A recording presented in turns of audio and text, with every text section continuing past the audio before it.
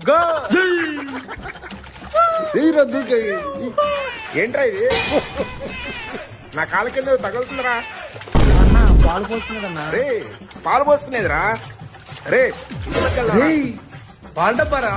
డబ్బా అన్నా. అన్నా బకెట్ బకెట్.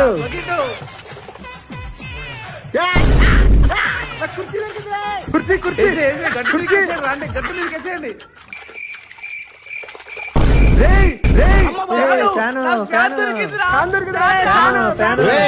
ఎవర్రా మీరంతా?